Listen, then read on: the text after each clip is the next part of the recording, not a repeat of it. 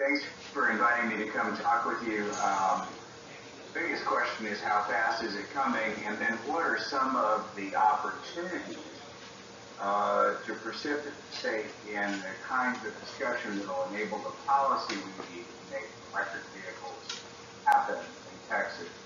So next slide, please, Kevin. Hey, Smitty, why don't you take a little bit to introduce yourself? All right. My name is Tom Smith. Everybody calls me Smitty. I have been doing policy work in the state capitol for about 40 years, primarily working in the last 31 years as Director of Public Citizens Texas office. We did a lot of work in that group on developing the renewable energy policies that have led Texas to leading the nation in renewable energy. We're now 5th in the world in terms of renewable energy production.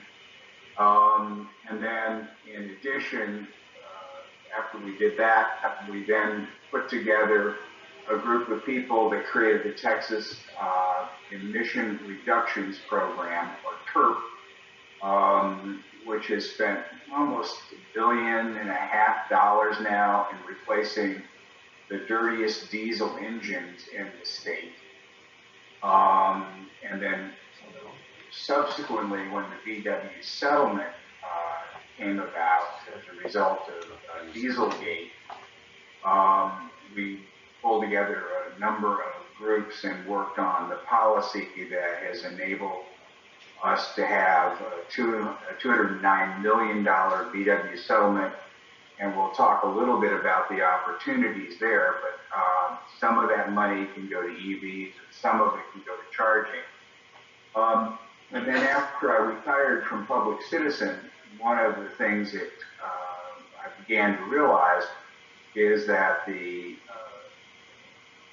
next real opportunity to reduce climate changing gases and clear the air was in the electric vehicle space, and that nobody was really doing policy in the state of Texas, and that I might be able to help pull together the players to make that happen. And that's what TxETRA is, and that's what I've been doing for the last 18 months. And then if you'll hit the next slide, I'll talk a little bit about what TxETRA is. We're nonprofit. We're utilities, manufacturers, charging companies, and environmentalists. We have just hit about 450 members, people like yourselves who drive EVs can become a member free of charge. Seek funding from the large corporate members to help us fund our work, and from foundations. And our goal is to put the smartest people that we can find in the room and figure out the answers to the biggest policy questions. Our experience with the renewables and the TERP program and the VW is together we can answer about 90% of the questions in terms of what that policy ought to look like, and about 5% of it's going to have to go to the legislature or to the regulatory agencies. But when we take the time to work in advance, we can sharpen the questions that they have to answer so that the answers are meaningful and aren't half-baked. And having spent most of my adult life in and around the Texas legislature, I've seen the result of their well-meaning but half-baked attempt to solve policies without really having guidance as to what the issues really were. That's what we're trying to do. Next slide, please. So there are a number of big questions. How fast are EVs going to become mainstream? How many of them we're going to have on the roads? By when? What kinds? Biggest question from the electric utility standpoint, and that of the regulators, is how are we going to plug them all in and assure that there are adequate charging systems across the state and in our key urban areas to deal with range anxiety. And when you poll EV users or buyers, potential buyers, the number one problem is they're expensive, number two is range anxiety, and the third is technology anxiety, believing the battery may crap out. The third question is how are we going to keep them from overloading the grid? What happens if everybody goes home and August or September on one of those peak demand days, like we've had several of this summer, where the PUC is telling everybody to conserve energy and plugs in, the grid will melt down. And we don't want that to happen. And 28 states have looked at it and come up with some common sense policies to keep that from happening. Another big one is how are we going to deal with geographic and economic equity concerns? We'll get into that in a minute, but we don't want to create another digital divide where poor people are a year or 10 years behind those who have wealth in getting the newest technologies, especially since EVs are actually far cheaper to operate, maintain, and fuel, as those of us who drive one know. And currently, because of battery life anxieties and others, they're about 25% cheaper in the 3-year-old off-lease market than a comparable sedan. Next slide, please. So when you look at the world, the United States is lagging behind other nations in terms of the adoptions. And when you look at why that is, why other people are doing it, environmental impacts are huge, climate commitments, lower fuel costs, lower maintenance costs, cost stability. And then for places like China and India that have lagged behind in internal combustion engines, this is their opportunity to become the nations that are producing for the other emerging countries the technologies of tomorrow. And they're taking full advantage of it with glee. And then they can be powered by renewables and storage that are far lower cost than traditional generation technology. That's fine. So you probably know a lot more about this than I do, but we're at a point where we're very close to the tipping point.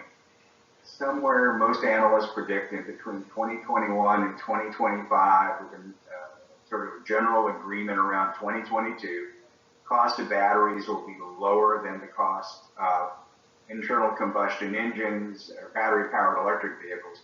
And so at that point, it's a Katie bar the door situation. There are a number of places like Rethink X that say we're going to have majority of electric vehicles be electric by 2013. Boston Consulting, again, half of the global market by 2030. Next slide, please, Kevin. You've probably seen these are similar charts. This one is 6 months old and outdated. But what you see on this chart is that as you get into the 2020s and 2021s, you have a whole cluster of more family-friendly vehicles that are not just the sedans that we have today that are becoming EVs, and the range increases from 35, 50, 800 to 200, and some up in the 400 for the higher cost vehicles. Next slide, please. Reuters has done a recent report that says we're going to have $300 billion in electric vehicles by 2025.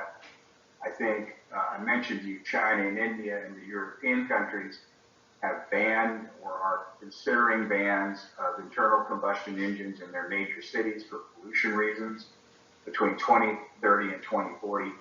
And then this is the showstopper for Texas. ERCOT says we're going to have 3.28 million electric vehicles on the road by 2033, increasing electric demand by about 19,000 megawatts, which exceeds our reserve margin today. Next slide, please. Now, we talked earlier about the EV battery costs. When I first bought mine, my Volt in 2011, it was over $1,000 a kilowatt. When one of my staff people at Public Citizen bought her Volt, it was about $300. We're now in the $200 range, cruising into the hundreds very quickly. But battery density, the amount of energy we can get out of a battery, has been increasing 6 to 7% per year. Next slide, please. So what does that mean? We're going to be zooming up the S-curve as so many of our other technologies have. Some of my favorite points on this zoom chart are that we start to find that by the mid-1920s, internal combustion engines become socially unacceptable, amongst the younger people. And that leases are no longer being made for internal combustion engines. So I think that's optimistic, but it's an interesting set of projections. Next slide, please. But suddenly you start to see a couple of these game changers. VW announced last month that its new ID is going to cost less than a gas car. They're expecting it out to be in the 2021 range, and it's not a bad looking car, and it's got design characteristics similar to that of a Tesla. It will be a Volkswagen with all its benefits, and Ford and Volkswagen are pairing on so many of their vehicles. It will likely come in America both as a Volkswagen and a Ford product, which really helps us with the breadth of market. Next slide, please.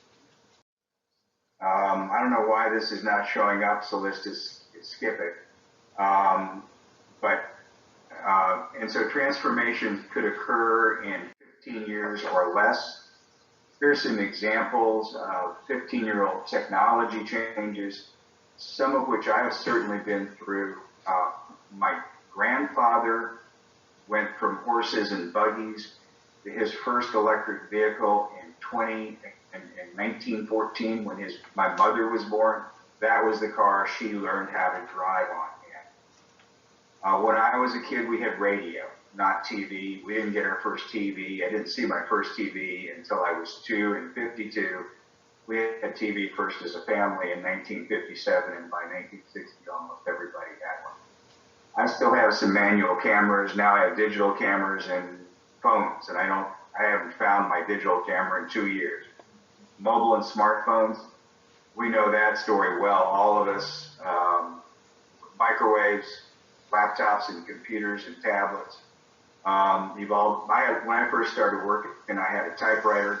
Then the state of Texas got its first mainframe in '85, and then we went to desktop PCs, and now I've got more power in my phone than I ever had on any of the PCs in my office. And one of the things I'm really proud of is the transition to renewables, and roughly in about a 25-year period of time, 15-year period of time, we'll go from a time when renewables were a pipe dream to where they will generate the majority of our energy on an annualized basis, maybe not on a hot summer day, in Texas.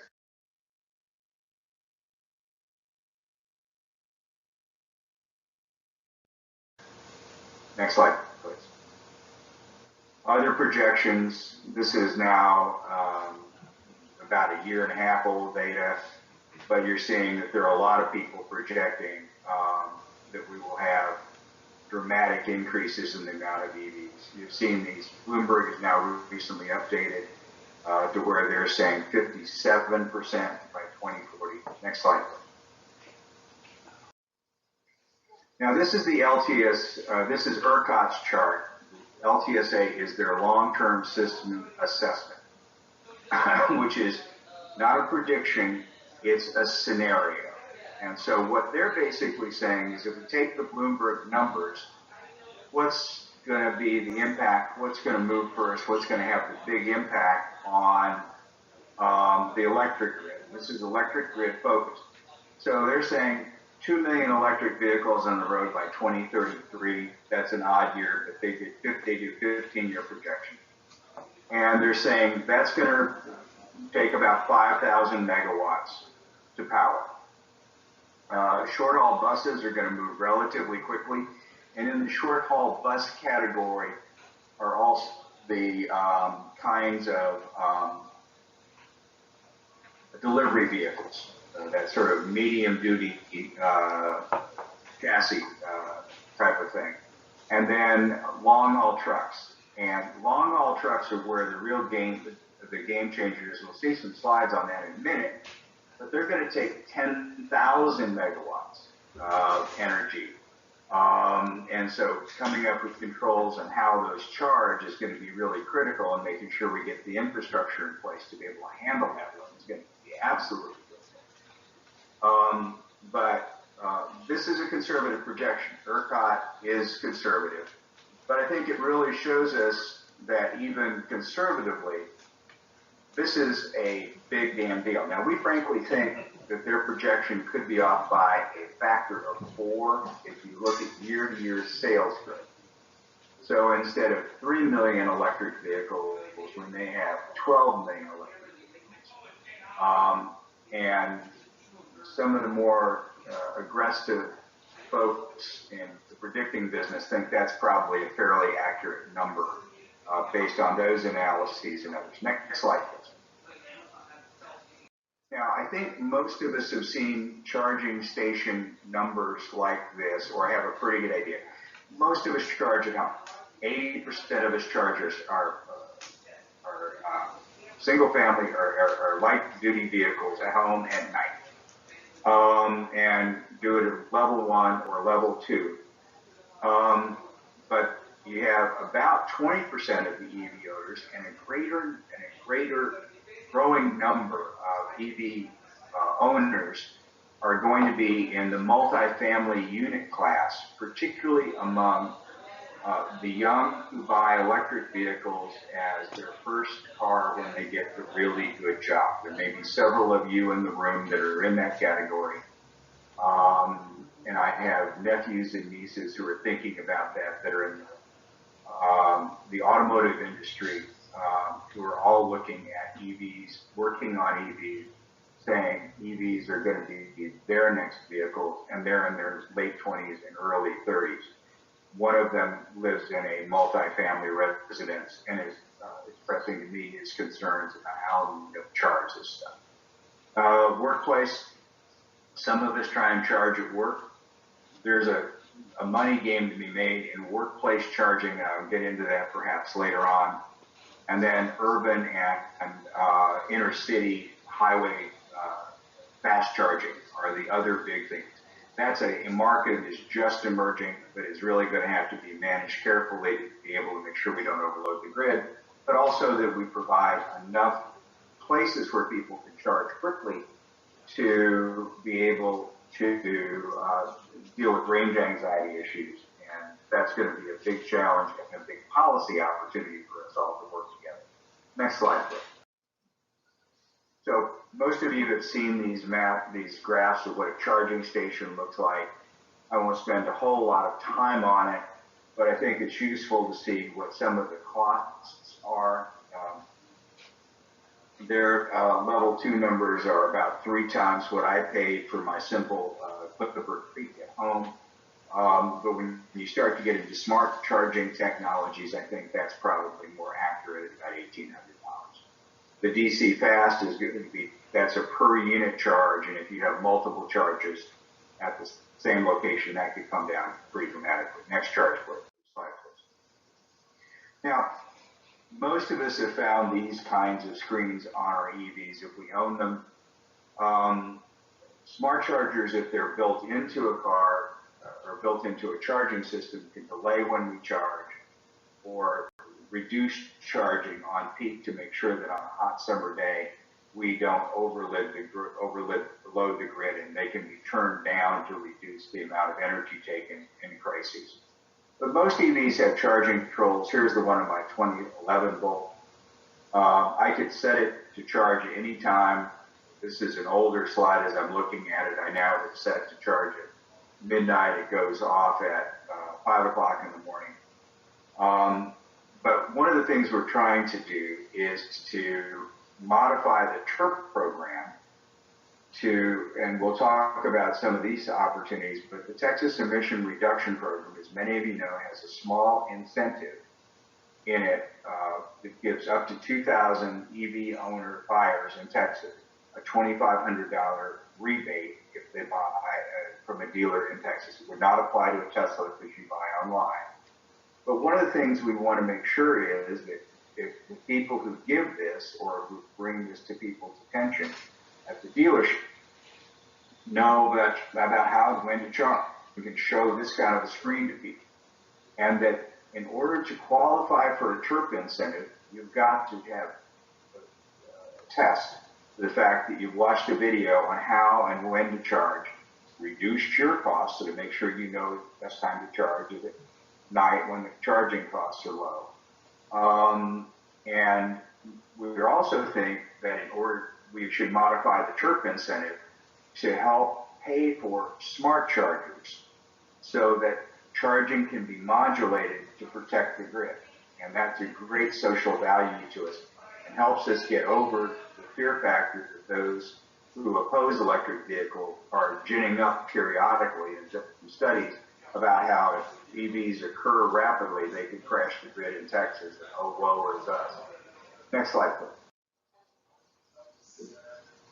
So the good news is renewables match EV charging cycles almost perfectly. And today most charging occurs at night, but there will be a bump in midday as people try and charge at work, or as school buses or metro buses head back to the barn for the midday lull. And one of the things that we're beginning to realize is that matches perfectly solar output, particularly from large utility scale solar plants out in West Texas, but also from the new ones that are going to be developing along the Texas coast.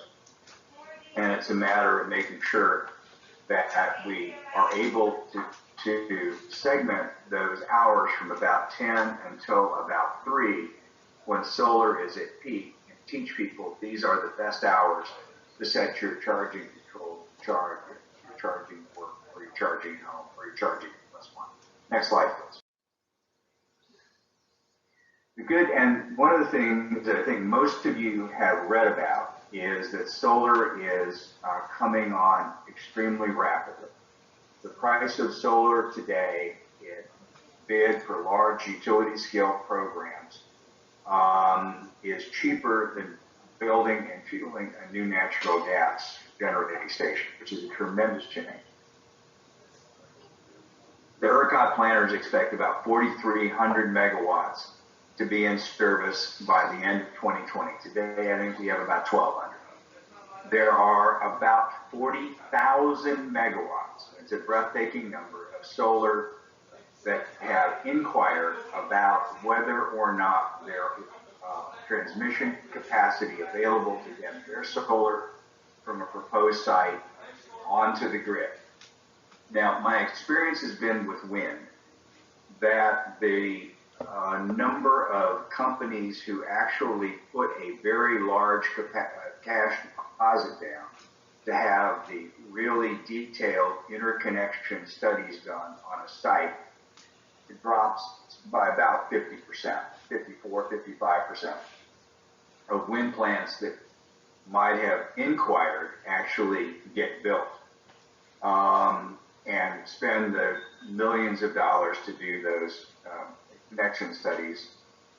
So I'm guessing there's about a 50% bullshit factor in that number. You know, the wind tends to blow strongest at dark and at night, but there's also the coastal wind that picks up at about dusk and then runs all the way up until about the time that the winds from West Texas really occur. So next slide, please. Now, one of the things that TxETRA did when they announced the VW settlement and started taking comment, and many of you attended some of the VW settlement hearings, and I thank you for those of you who came, but we got together some of the engineers ex-engineers from ERCOT and current engineers from Encore and Centerpoint, Lower Colorado River Authority, some of the munis, Austin and San Antonio, and asked the question of if we were wanting to build a border-to-border charging network, where would those chargers go? And where would we put them on places where there was adequate transmission capacity so that we could build up an infrastructure of high-speed charging without crashing the grid or having to spend billions of dollars retroactively to build transmission and distribution capacity that was adequate to serve that new load. So I want to take you on a road trip with me. Many of you have been on down I-10. And after you get past San Antonio, there is a little town of Sonora where 290 comes in from the east. And you get to Sonora, and it's basically pencil-thin transmission lines. But you go where that pointer is now pointing to Junction, and you have all of these vast, which is on 83, I think it is, the line coming down from north. These big wind resources, transmission lines built to serve the wind and the solar coming out of West Texas. That's a great place to put a charging station. Then you go on down the line. Fort Stockton is another one of those places, so forth. So there are places that you can look at this map and say, there's lots of transmission distribution. That's a place you have to put it. Coincidentally, many of these are highway intersections where you already got a lot of truck stops. Junction is exactly what it sounds like. It was Indian Pathways, the junction there.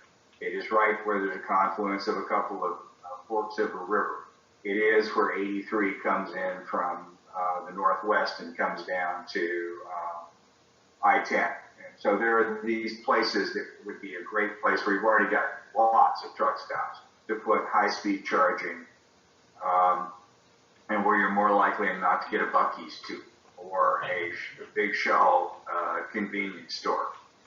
And that's one of the things we're looking at. We've also tried to and work with the Electrify America people to find where their locations are going. This was a map that was done just about a year ago, I would guess now. And what's still on this map are the Electrify America stations that were planned at that point.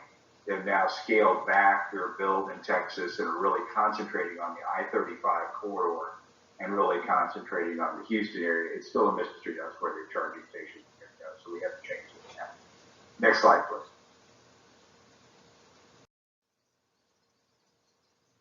Now, major delivery fleets have found that it's cheaper to buy an EV and to run it than a conventional fuel vehicle. And it's always been to operate it, bringing down the cost. We'll get into the slide in just a minute. But UPS has been a real leader in this when they do entire life cycle costs, and have been really particularly good at doing this kind of stuff in England, where they've had a large experiment fleet. Next slide, please. Global electric bus projections are another big source of change. A lot of our Texas metros are beginning to experiment and have pilot programs. 84% of the global bus fleet is expected, sales are expected to be electric by 2030. That's going to be about 2.3 million buses by 2040. But if you look at the bottom right-hand corner of that slide, you see where the buses are going. China, India, Europe, and the USA is a tiny light green sliver in that. And that's one of the things we're hoping to change. Next slide, please. This is the showstopper slide for me. This is the worst slide graphically I have ever stolen from anybody else's presentation. But if you look over on the left-hand bar, if you look at electric, the cost of going 200 miles, it's $24 to fuel an electric semi-trailer truck. If you look at the third bar from the left, 93 to drive that same distance on diesel. So it's no wonder the big fleet owners are looking at switching to electricity as fast as they possibly can. And this is when Peterbilt began to run these numbers. It was clear to me that all the projections that ERCOT and others have made about how fast heavy-duty electric vehicles are going to come on the market were wrong and very conservative. and we need to rethink that very quickly and do a really good analysis. Next slide, please. Now, this is one TDUs, or transmission distribution electric utilities. And when I put this slide together, that particular utility did not want to have their name associated with the presentation numbers I gave you. You'll probably figure it out. That particular utility, which is one of the two largest in the state of Texas, has 21,000 fleets, ranging from 3 vans to very large fleets. They have a number of large set distributions around major airports and major rail ports, and in market clusters where they have a number of market centers where they have lots of goods coming in and being redistributed to go out. Amazon has recently ordered 20,000 Mercedes vans. They have established a national goal of having 50% of their fleet electrified in 2025. And after this slide was produced, just announced that they were ordering 100,000 Rivian electric delivery trucks. What that means is that suddenly, if they meet their goal, that particular transmission distribution utility is going to have to build a series of new substations, transmission lines, and a lot of multiply resilient distribution lines to be able to handle getting power to all of the Amazon distribution centers. Another customer has 425 Class 8, that's heavy-duty semi-trailer truck. They are talking about electrifying 100% of that fleet because their run basically is from Dallas up to Oklahoma City. That's 40 megawatts of overnight charging just for that one fleet. 9 megawatts just for 10% of that. So one of the big policy questions that CenterPoint, the Encore, the AEP, and all of the big electric distribution companies are asking themselves is, can we get permission from the Public Utilities Commission to get these kinds of investments necessary to meet load that we know is coming to be built in advance of that load actually being there? And that's going to be a significant change in policy for the state of Texas, and we may take some legislative change. Next slide, please. Now, the good news is not only is it lower cost, but it also reduces pollution. When I was a public citizen, we commissioned a study through the University of Houston to say what happens if we electrify 35% or 70% of our fleet by 2040 of heavy-duty trucks. When you look at the blue numbers, or the blue bars, they point to the bottom line numbers. If you did aggressive electrification, you'd reduce NOx by roughly 75%, PM by roughly 75%, and CO2, or global warming gases, by roughly 76%. I don't have my glasses on because they reflect so badly, but you can probably see the chart better. We're hoping to get this study redone for every major city in Texas and look at distribution fleets and light-duty vehicles as well between now and the beginning of the 2020 legislative session.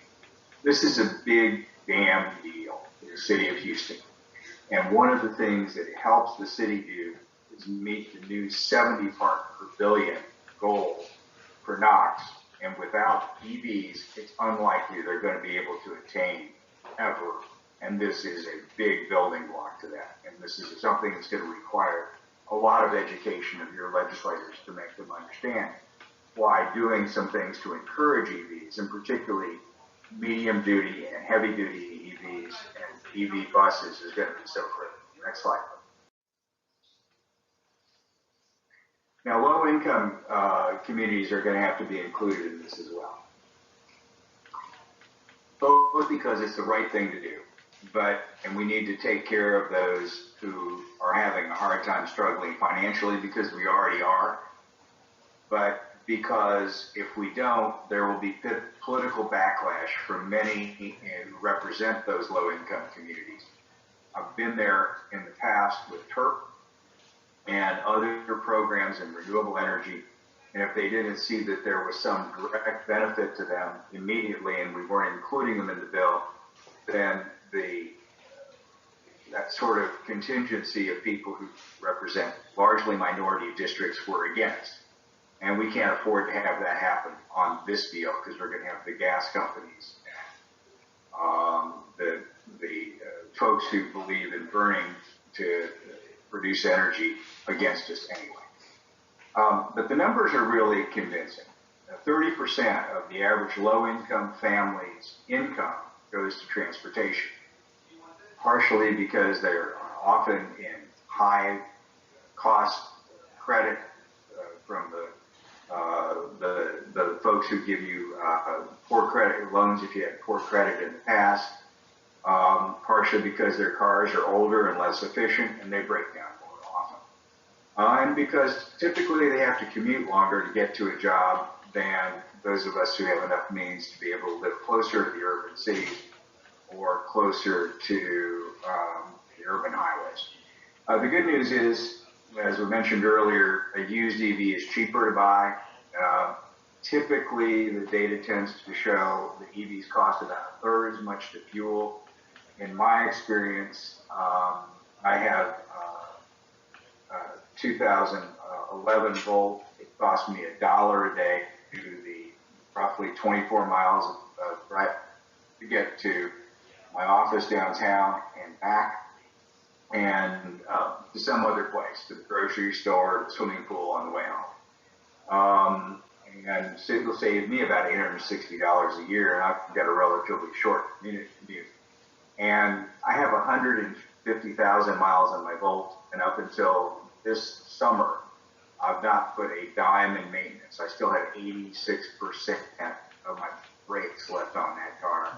I think I've ended up with 4 oil changes in 150,000 miles. It's just because they have fewer moving parts, and frankly, because of computerization and things like that, they last longer. Next slide, please.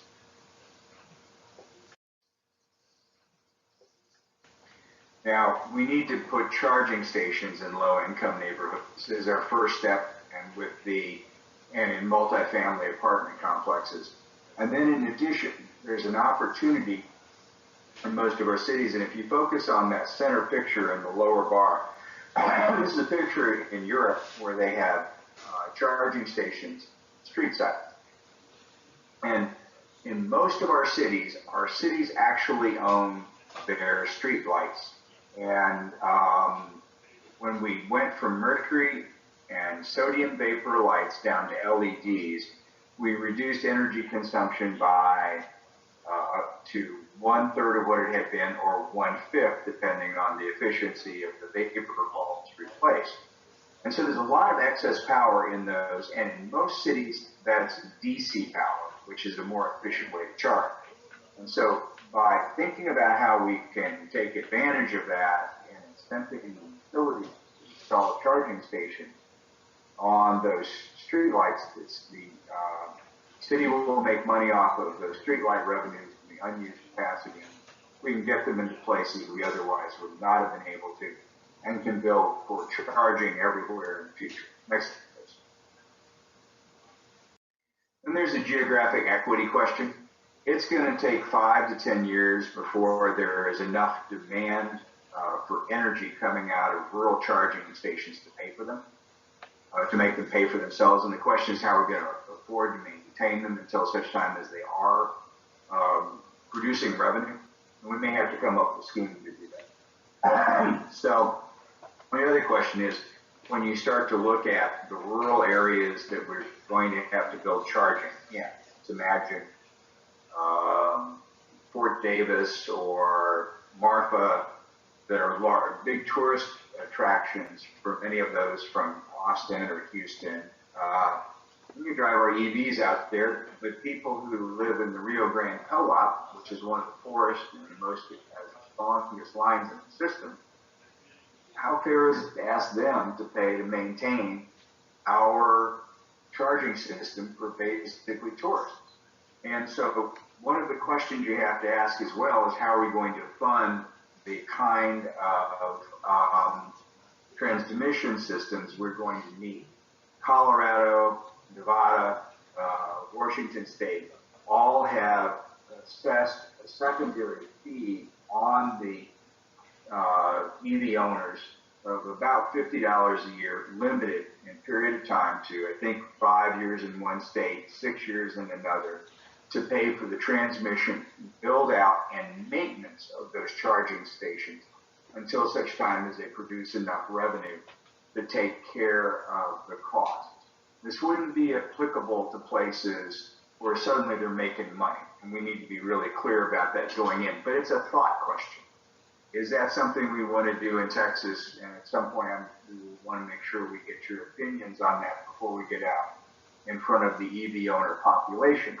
But it really is a fundamental question that has been raised by every commissioner I have talked to at TCEQ or the PUC.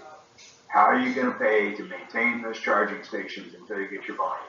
And that's a fair question for them to ask based on the failure of previous alternative fuel charging stations, and the load never came to those. And we're betting it will to ours, and they're saying, what if it doesn't? How are you going to make it work? Next slide, please. So then there's also the question of consumer protection. How are we going to set all the consumer protections in place? Making sure that when you pull into a charging station, you know what it's going to cost to charge. Are there additional fees per charge? What happens if you overstay the charge? And then the first question is, how are you going to make sure somebody doesn't park there and stay there all damn day when you're needing a fast charge? Are there time of use charges? Are there peak demand programs in operation that may reduce the amount of charge you get? Or in the future, set up a system to where you have a grid to EV or EV to grid or EV to X operation going, where your battery might be used to reduce demand charges or to help support the grid. You have questions about who owns and manages the chargers, and that ought to be displayed. And then who handles complaints? Is it the PUC?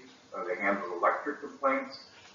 Or is it the Texas Department of Licensing and Regulation that will now be taking over and doing weights and measures? The legislature, in their wisdom, took away that operation from Sid Miller, our agricultural commissioner, and moved it over to a more professional agency. So that's going to be a big question we're going to all be facing. Next slide, please. So there are many policy issues that are going to be coming up in the next roughly 15 months between now and the legislature. Oh my God, it's only 12 months. This is October, isn't it? 13 months, it's October. There is a new policy document at the PUC on electric vehicles, 49-125, that asks many of the questions we talked about at the beginning. TCEQ is going to be coming up with a variety of ways to fund EVs through their VW settlement, and then the chargers. The Department of Motor Vehicle is going to be hosting hearings on what fees should be paid to make sure that we are kicking in our fair share to pay for our road and bridge taxes. But our goal is to make sure that it's reasonable and based on the weight of the vehicle. So Tesla or a Bolt that weigh more or less what a Chevrolet Impala weighs, we think should pay more or less what a Chevrolet Impala pays in gasoline taxes. $100, $125 is sort of what they tend to pay, depending on miles driven. And then there is a bill pending in the U.S. Senate in which Cornyn and Cruz can be particularly pivotal. That would put $1 billion into alternative fuel charging infrastructure based on previous allocations of federal highway dollars, Texas could stand to get about 9% of that, or $90 billion for alternative fuel charging stations. And again, this is a bill that's come out of committee, going to the Senate floor sometime in fall, we think. And should it pass, one of our asks, Cornyn and Cruz and our House members, should it get to this House floor, is that we do it based on EV sales. Typically, it has been heavily laden. Alternative funding, fuel funding, has been heavily laden toward natural gas and propane vehicles because they're the people who've got the political money. But if we were thinking of basing it on sales, states like Texas would be the big winner there because we buy a lot of EVs, although it doesn't seem like it. Proportionally, we do. And if it's based on the proportion of alternative fuel vehicles sold in the state, EVs beat compressed natural gas or propane vehicles hands down by a factor more than 10 to 1. And so that would be a good strategy for us to promote in our conversations about why this bill needs to pass and how they might be able to modify it. So these are all things that are going to be coming up over the next, what I've now concluded is 15 months. We're going to need a lot of help on this. One of the things that TxETRA is and does is let our members and others know when there's EV policy that's affecting you at the statewide level and how you can help make those things happen. Next slide, please. So this is the concluding slide and the end. You all know it. EVs are the next big shift in the energy business and the next big tool to reduce climate change. And if you look at the climate change puzzle, and we haven't talked about it very much, in Texas, you can, about 30% of our climate changing gases have come from typically the power generation sector. And with renewables coming into play, that's reducing dramatically. Now in Texas, transportation exceeds power generation. It's about a third typically of the emissions these days. 34% of the global warming emissions now come from transportation in Texas. And then another 30% more or less comes from the industrial sector. And depending on how it's counted, as much as half, if it's from well tip to refinery to tailpipe, of the emissions come from, in the to the refinery stack, come from transportation-related fueling. And depending on how that's counted, it can be as little as a third, but it's a large chunk of the industrial emissions in the state of Texas are vehicle fuel related. And so by EVs transforming the market, encouraging the sales of the market, and really beginning to focus on their advantages in terms of air pollution, cost, and economic development can make a huge difference in the future. Well, you know what to do. You've done this before. We just have to do it some more. You have to become an EV activist, and you are. You wouldn't be coming to these meetings if you wouldn't. You've got to lobby for charging stations. Make sure the EVs are included in your city's climate plan, that climate plan isn't just something that's a Mayor Turner plan, but becomes city policy and gets passed by city council. Get butts in seats. You've seen this happen time and time again. You take your friends for a ride behind the seat of your EV and hit the exhaust, and the moment happens when that glee in their face, when their face just lights up and they say, oh my God, this is fun. And you start talking about why you own an EV and you convert. And we have to do more of that more frequently. We know how to do that kind of stuff. And if you haven't bought one yet, you need to buy one, and buy one for your wife, buy one for your kid. Get your parents to buy one. You know the routine. It's all about making transformation one vehicle at a time. So with that, I'd be happy to answer any questions you all might have. Thank you, Smitty. Can you turn the lights on? Thanks, Smitty. That's real helpful.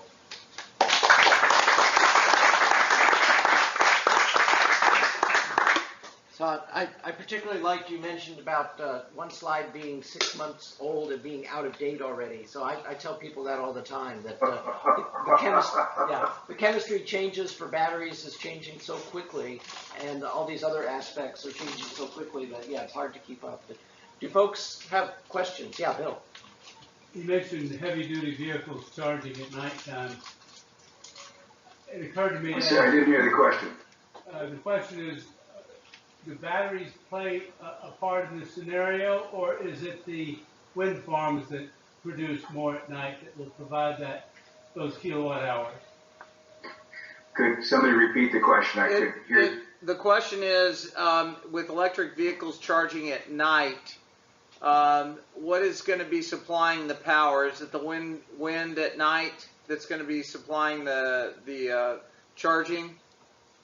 Yes, and typically we have so much excess wind that we end up grounding out some of it every night. Oh, really? So some of it needs to be curtailed because there's more wind than we... Yes. Okay.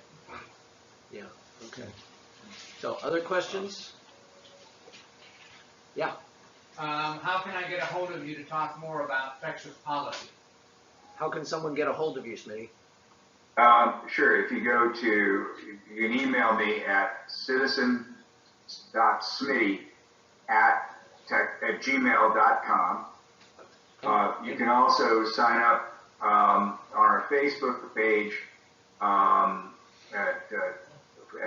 for TxETRA, and we have a webpage, TxETRA.org.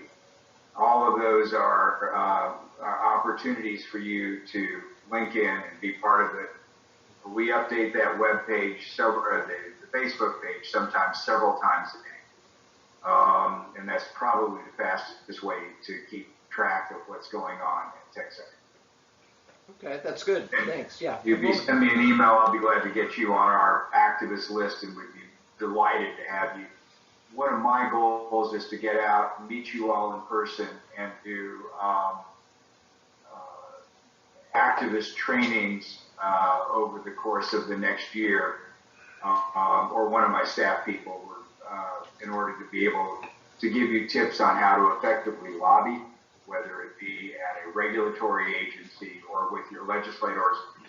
And one of my other big goals is to have every legislator get their butt in a seat of an EP and have that, oh my God, this is fun moment when they get behind the wheel and drive really fast. Okay, Robert? Yes, thank you for Skyping in. What's your biggest challenge? Would it be from the traditional energy infrastructure, transportation energy infrastructure, or is it just simple ignorance of the general public, apathy of the general public, or what? Yeah, I mean, certainly that's it. And then the political challenge is getting beyond their money. And typically the largest single contributor has been the oil and gas industry, and specifically there's a group called Empower Texans, funded by Tim Dunn, who's an oil and gas billionaire, that targets Republicans who are what you and I might consider moderates. The Sarah Davises in Houston, for example, who don't go along with their particular lines on oil and gas development or on social policy. Dan Patrick is heavily influenced by that group, and he's also been heavily influenced by others in the oil and gas industry. And so, as we have done alternative fuel vehicle policies in the past, it's generally been oriented toward how are we going to sell more natural gas. And that's the frame about why we should do alternative vehicles in Texas. And the Koch brothers and the Texas Public Policy Foundation, which are large contributors or large, very influential policy groups, are all highly highly skeptical and are trained professional skeptics, planting a lot of doubt in people's mind about whether EVs are going to work. And so we've got a lot of money arrayed against us, and it's money that is based on oil and gas fortunes. Okay. Chris, you have a Yes, question? I'd like to just counter on what you just said, the question. So I own a company, I sell and install these charging stations, and we reached out to Buc-ee's, right? Would you like to add a level 3 fast charging station? You know, you'll attract more customers, you'll generate more revenue because people will need to wait 30, 45 minutes to shop. And so Buc-ee's is run by a crew of older gentlemen and their kids and their grandkids. And the older generation was very much against this EV investment. They saw it as their enemy because their main moneymaker is gasoline. So that's a big challenge to go around. Yeah, so maybe with the change of generations, we'll see so, something. yeah. So Eric, you had a question? Yeah, I wonder what you think about the big truck, the big vehicle. Pasadena got a $3 million grant for clean energy, and at the top of the list was electric vehicles. Every bit of it went to natural gas because they had natural gas vehicles available. How do we see the big electric vehicles coming available? The question is, how do you see big electric vehicles, large electric Class 8 vehicles becoming available? The example was given that the city of Pasadena had monies allotted for low emissions vehicles, and they, even though electric vehicles were the top choice, they put all of the money into natural gas. Yeah, that's a big problem. And the answer is they are nominally available, but for particular types of vehicles. Right now, for example, as part of the Volkswagen settlement, there is money available for replacing refuse trucks, which are some of the most polluting vehicles That's the issue. There's on the money, streets because but no they vehicles. move slowly and they accelerate and decelerate all of the time. Yeah, I think we've seen that that's a good use case, but are there any electric refuse truck manufacturers out there? Yeah, there are, I think, 6 that are out there, but getting their product is really difficult because just like there's not enough of them manufactured where they've got the economies of scale to build in advance of orders, and so it's really difficult to get those vehicles committed in a timely fashion. So we're in a chicken and an egg kind of situation right now with certain classes of vehicles. And that's why the Rivian purchase is really critical, because that is the game changer. Amazon saying they're going to build 100,000 of these Rivian distribution trucks. Suddenly all of that we're at a point where the production is going to ramp up to where people beyond Amazon can call up and have a reasonable chance of getting one within a year. And that's going to make a big difference. And there are several events that I want to bring to your attention. One of which is on November 19th down in San Antonio. We're having a statewide symposium. We'll get information to you to circulate among your members. It's on the website here somewhere. In San Antonio, that happens to be in conjunction, but not sponsored by the National Association of Regulatory Utility Commissioners, or essentially the trade association meeting of all the public utilities commissioners around Texas. We are inviting a lot of the heavy-duty manufacturers to present there. If that is not a convenient, and we hope to have many of their vehicles there since it's a national event. We expect that many of the folks who are manufacturing these heavy-duty vehicles will be willing to display them there at that event, and it will be a big draw for them because that's where the people they desperately need to educate. But in addition, on September 12th, 13th, and 14th, there will be an energy summit at the Capitol. We'll have an EV day on the 13th there. We'll also have a drive and ride at that event. And that's really focusing heavily on Texas policy, but we'll be talking about many things besides EVs. Our TxETRA event on the 19th will be focused only on electric vehicles. So getting the equipment here is a challenge.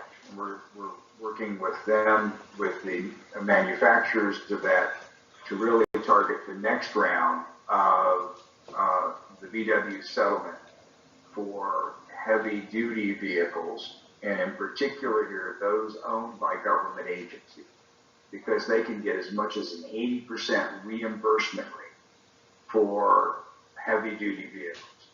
And we're also trying to work in electric vehicles in the ports, the rail yards, and the airports, some of which, like the port, have some public docks. Although a relatively small portion of the port, it's a great place to do tests of these vehicles, prototyping, so forth, to have people get familiar with the technology. And it's our hope that there will be some large buys of the drayage trucks or the drayage equipment that is used to handle stuff from the time it leaves the ship through the time it gets delivered to somebody's warehouse. And there are a number of great, and then the cranes and the other operating equipment. There are many examples in Los Angeles, on the East Coast, Denmark, and some of the other European ports, where drayage trucks have worked extremely well in terms of other port vehicles in an electrified mode, because the distances are so small. And from an air pollution standpoint, if you think of a drayage truck life cycle, when I was a kid, my dad drove the car in our family to go anywhere in the country. My mom had a car that would make it 90 miles to grandma's house. We had the third generation of those cars, the ones that would make it to high school almost every day, but if it didn't, you could still walk. So that's the drayage truck population that serves the ports. And those drayage trucks are often owned, are often really hauling a load less than maybe 2 or 3 hours out of an 8 to 12 hour workday. The rest of the time they're sitting there idling, and if they have pollution controls, they're not working because they're just idling, and the temperatures requisite for many of the catalytic processes used to reduce emissions from diesel engines don't kick in. So by replacing that old and dirty technology with newer technology, whether it's at the port or the airport or in the rail yards, we can dramatically reduce the urban air pollution that sits like a cloud over those areas. And that's an opportunity we expect to be coming up end of the year, first part of next year. And there are equipment available in that particular market far more readily than in the bus technology or in the refuse trucks. Well, thank you, Smitty. I think that's really good. I'm glad that you also mentioned about the idling, because I mentioned that to folks when we have an event too, that a gasoline car or diesel is getting 0 miles per gallon when it's idling. So, that's right. Yeah. So thank you very much for having me. So, You got one more question? Good morning. one more question, Ken? Recycling of batteries is going to become a big deal. What developments along that line can you tell us about? So recycling of batteries is the question. What do you? Oh, perfect question. Thank you for bringing that up. So battery recycling is something we have to deal with. And the good news is there are battery recyclers starting to develop around the country. And particularly in China, they've had probably a 5-year head start on this sort of stuff. And it is extremely expensive today in China to recycle a battery. I think it's about $3,500 a battery or something like that. But what happens as everything else, and if you hit a certain threshold where the volume is high enough, the costs go down dramatically, and they're expecting at about 200,000 units, sorry, 20,000 units, as often order of magnitude, that the battery recycling will yield so many heavy metals at such little cost that they will be more valuable to recycle the heavy metals and cost less than it will cost to recycle the batteries. And then there's also technologies that enable them to recycle the other parts of the batteries and other things. But that's something we need to build in our long-term policy discussions, own up to, say we hope that TCEQ and others begins to develop a battery recycling program like we have with lead acid batteries, and any new battery sold has a fee that goes with it that helps recycle the old battery.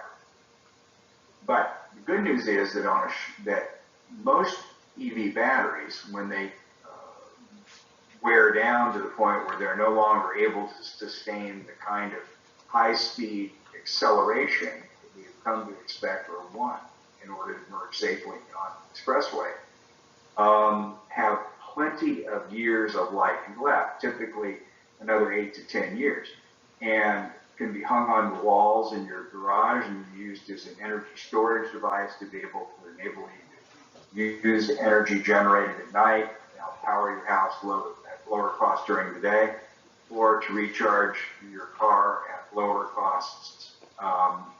And that's what's more likely to happen to the batteries over the short term than recycling.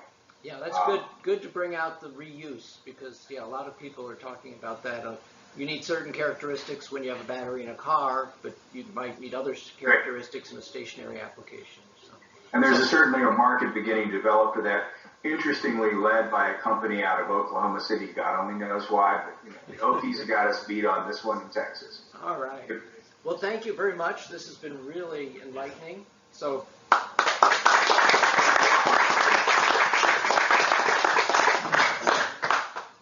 Thanks, Smitty. All right, thanks, Smitty. I'm going to sign off now. Thank you very much for all your kind attention. All right, take care. Good luck. Bye-bye. Could you go to plug in